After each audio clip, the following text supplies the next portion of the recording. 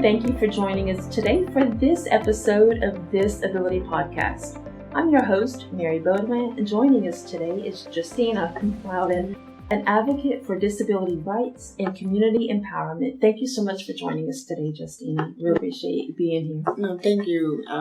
Tell our audience a little bit about yourself, where you're from, your family, things like that. I am from a small town. I'm from Wheelchair Louisiana. I live with my mom at the moment and my daughter. Okay. And I try my hardest to share any resources or any type of information to people of the community that are interested in finding ways that they can help make their quality of life any better. Yeah. So that's kind of what I do. The organization, and they'll share their resources to the community, and I pass them around to other members if they can't make it to the meeting. And I'll have them available for anyone who needs them. So that's awesome. And I recently saw on Facebook, I didn't have this in my outline, but I think you joined Train Unique. I did. They do wonderful things there. Yeah, you have no idea. I've been there like a month and a half. The environment is so welcoming, and so it is, the spirit in it is so amazing. We've been working on building my upper strength, and it is, we work really, really hard. You can feel the difference. Yeah, I can feel it. That's great. And it helps with your mentality. Like, I keep a positive mindset, and exercising is something I love to do. So it's just kind of all coming into one. Great. And it's coming out great. Great. I'm happy to hear that. So I wanted to start with your personal journey and ask you about the accident that pretty much changed your life. So tell me about that. What happened? How old were you? I was 23 when my car accident happened. I was coming from work, and I just made it back into Louisiana. I was coming from Texas. And was talking with some of my family members, and I decided to go to the mall. So I grabbed my daughter and one of my closest friends, and what we did, we got on the highway, we were listening to music. It was just, it was the most beautiful day. Like, sun was shining so bright. The sky was just beautifully off-white. We had the wind blowing. It was like a perfect day. It really was. And then next thing you know, someone hit us from the back, and then we ran into another car, and we ended up into the ditch, all of us. So everyone that was in the vehicle were all in wheelchairs, including my daughter. I had to be airlifted over to Lafayette, to Lydia Large, and I was in the ICU over there for 3 months and a half. Wow. It was a lot. It was a lot to take in all at once. I think the moment that I realized that I was paralyzed is when I went to go and reach for something in my purse, and my arms weren't reaching. Mm-hmm. And I kept on, why are my arms moving? That's when I realized, that's when it hit me, okay, so this is real, Yeah. And so it's just me having that in my head, and then I'm thinking about, how am I going to be able to work? How am I going to be able to take care of my daughter? And, the doctor's like, you don't know, it may come back. I always tell you you get more of comeback within the first 2 years of your injuries. Mm-hmm. So with them saying that gave me hope as in to be more aggressive whenever I got into the therapy room. So I kind of went all out and did everything my therapist told me to do. I did regain movement in my arms because nothing was moving on my body. I was able to start picking it up and moving it. I had sight movement in my fingers and sight movement in my legs. So I just hoped and hoped that something was going to change, and I did. I'd seen a lot of great outcomes in certain situations we would do in therapy. Like, I started to completely do 80% of my transfers by myself. Oh, wow. I got stronger, and I was learning to redress myself, feed myself, do all of that myself. It gave me so motivated. It gave me a chance to be something positive. Think about, because when you're in your injury for so young, and then when it's new in the beginning, there's so much stuff that you're going through. So having my family member there, and having people who care, listen, and understand to keep me in that same stage, so I don't lose it. So your family was very supportive, helping you get through therapy and helping you with your mental state as well. Yeah, they had some community members raise money to help my family get back and forth to New Orleans to check on me, to make sure that I was okay and make sure I had everything that I needed. It was hard work, but having them there made me push harder, and it was so down to earth. We would have conversations, still laugh and joke. They didn't treat me like you saw my injury. It's good to laugh and try to have a sense of humor about things. Yeah. What were you diagnosed with? I got you into a head injury whenever I was knocked out because I had to be airlifted to Lady Alert. I broke my C5, C6 vertebrae, and my injury is labeled as C5, C6 incomplete quadriplegia. Thank you for talking to us about that. That happened when you were 23. Yeah. So how many years has it been since your accident? It's been 14 years. 14 years, yeah. And so you've had, I'm sure, some ups and downs in that time. Yeah. Well, one up I can think of is you've been competing in pageants. Yeah. Right. So tell me about your experience with it. Okay. Before my accident in high school and when I was younger, my mom would put me in pageants, and it was something that I really, really enjoyed doing. Yeah. It was always so good to be prepared for things like a pageant because it sets you up for, what you'll be facing in different lives. So they're not always all beauty, and they're very goal-oriented. They want kids to do better.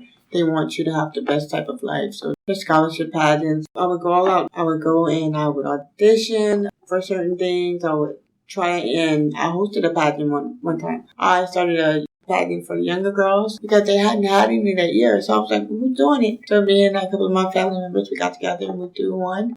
And it was really successful. But I was really young. I had to go back to college after this. The next year with it. But they did amazing, all of those girls. And the ones who won, they're doing great today. Really proud of that. But the Miss Wheelchair Louisiana pageant was very, very wonderful. It's a great advocacy program. I mean, you learn how to advocate for yourself in certain situations, and we bring up different issues that's affecting members of the disability community. Sure.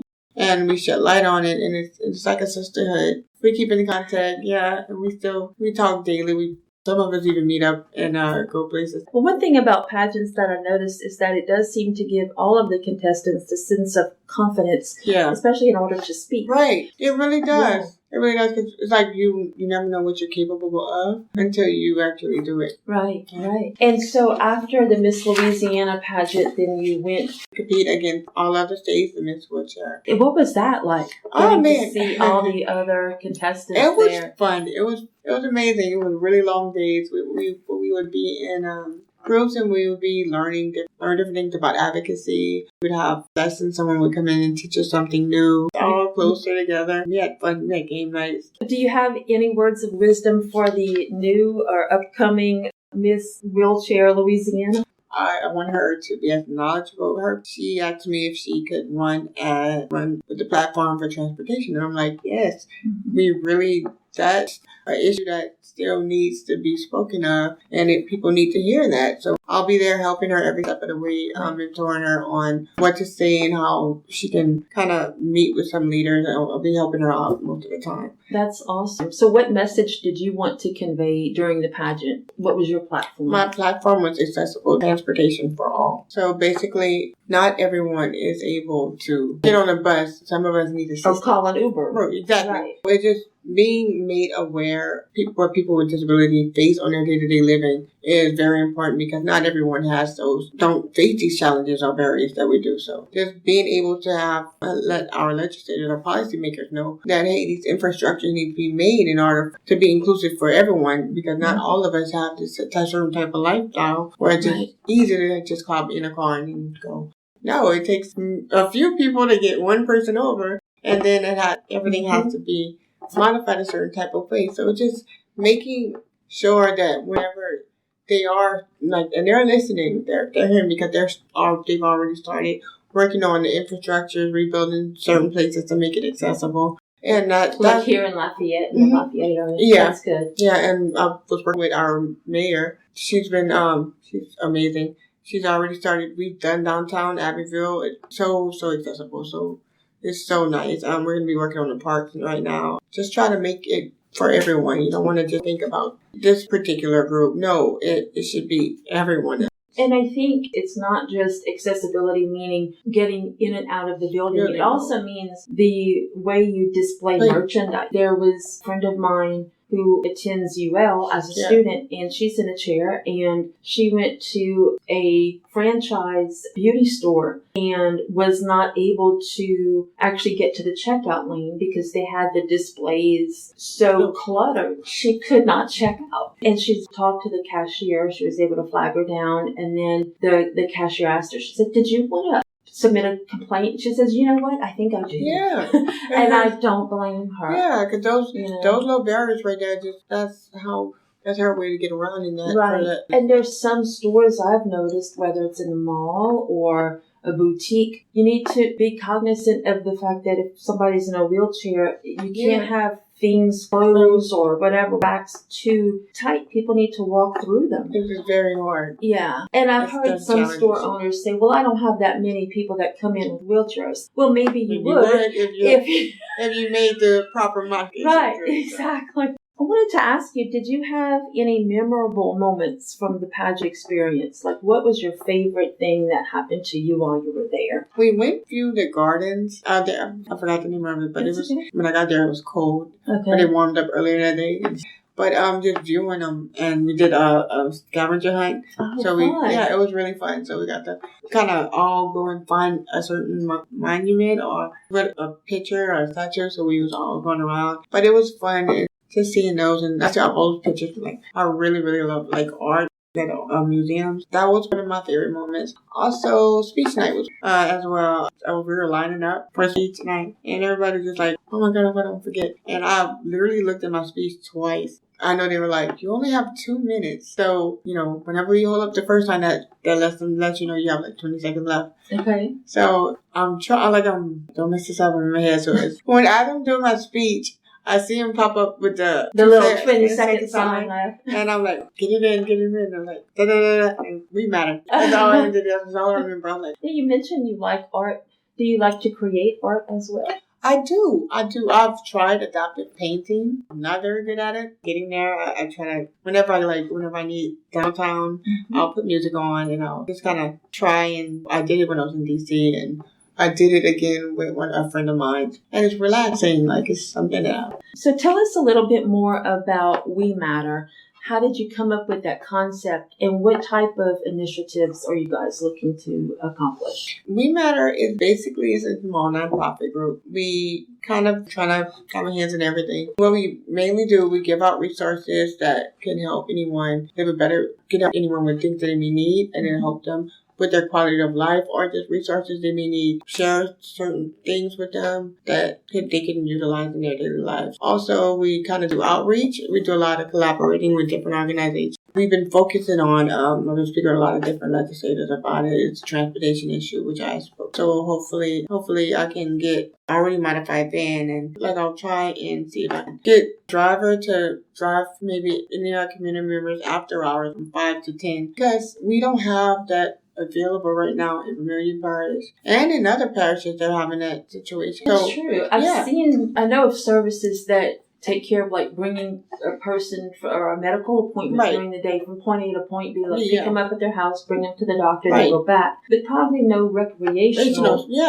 So I'm looking into getting modified van. Try to get a licensed driver that's used to working with someone disabled, so they can have the proper care getting in and out. Definitely. I don't want any type of person who doesn't understand that. And just making sure that they get to the store, get what they need, bring them back home properly, because some people just leaving.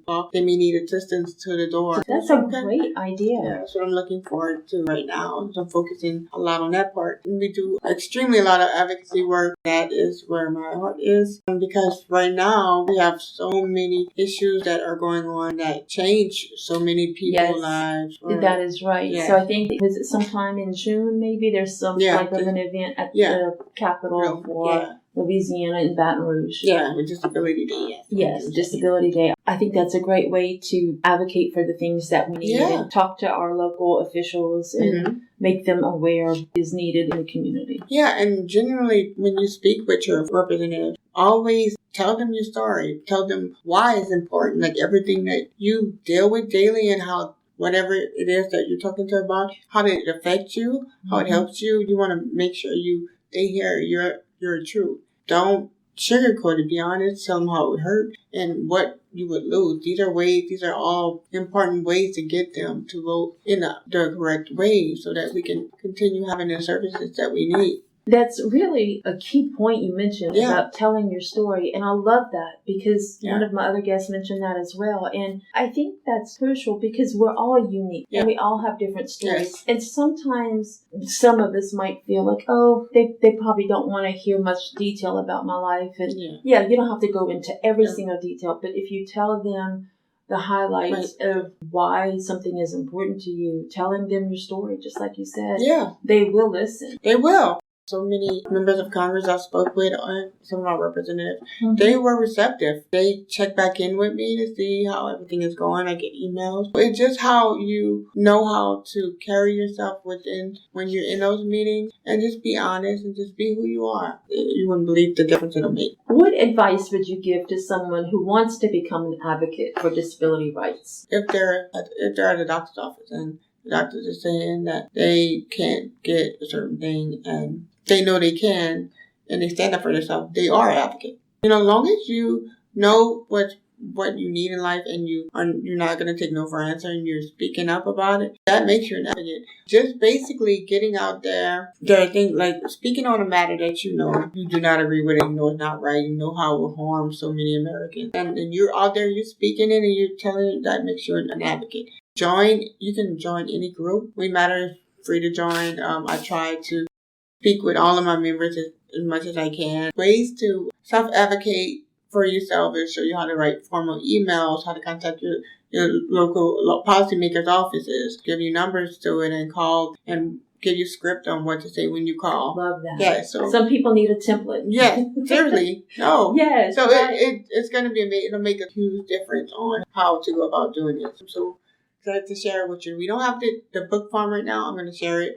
via online, but it's great. That's awesome. It's an amazing book. Mentioning We Matter, you have a Facebook page. It's a specific group. So if people were interested in learning more about it, they can go to your Facebook page. Yes. Yeah. Mm-hmm. We Matter. Let's look at personal reflection for a minute. I wanted to ask you what or who keeps you motivated? My daughter. And my family. We've been through so much stuff in the past, but she's so caring and she's so loving.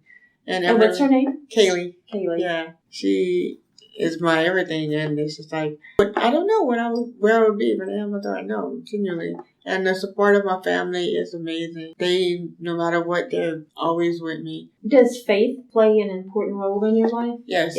Okay. My faith plays a huge role. So just looking ahead, what are some of your top priorities for accessibility? I hope in the future, all locations will be able to there will be no barriers in stores. Just like if there's elevators that may be needed in a certain apartment complex, downstairs apartments where my sister lives, it's very, very hard for someone living in a wheelchair. Whenever they're designing something, I want people to think of everyone. Like not one particular group of people, but there's so many different things that not me as a wheelchair user, I know I need, but that with other disabilities, they don't realize that there's other ways that they would have to adjust and accommodate certain things for. So I just see a more inclusive future because so many people are now starting to take heed of what accessibility is, and they're becoming huge allies in our fights whenever we're out there advocating for certain things, and they listen. I mean, I sat down and I emailed my mayor, and she was like, yeah, and she asked, can you send me some information on it? She said, I took a class, but I'm not too familiar, but I'm willing to learn. And just being able to have that is so huge, like for someone to listen and understand that, hey, there's so many members in your community and they need this type of help. And for them to pursue and go in and do it. It's all about inclusion. Yes. I think that's awesome, Justina. Are there any other topics that you would like to talk about that we did not get a chance to talk about? Pretty much on everything. I think so too. Yeah. Well, I want to thank you so much for being here. And I think that's going to close out this episode of This Ability Podcast. So everyone, thank you for listening. And we'll see you next time. Help us grow our audience by subscribing to our podcast on Spotify, YouTube, Amazon Music, Apple Podcasts, and other podcast networks. Additionally, if you enjoy listening to our podcast, help help us to be discovered by leaving a rating or review of our episodes. This will connect us with other potential listeners and help us to expand our audience. From all of us at This Ability Podcast, we thank you for your ongoing support of our mission to unveil stories that inspire and enlighten others in the special needs community.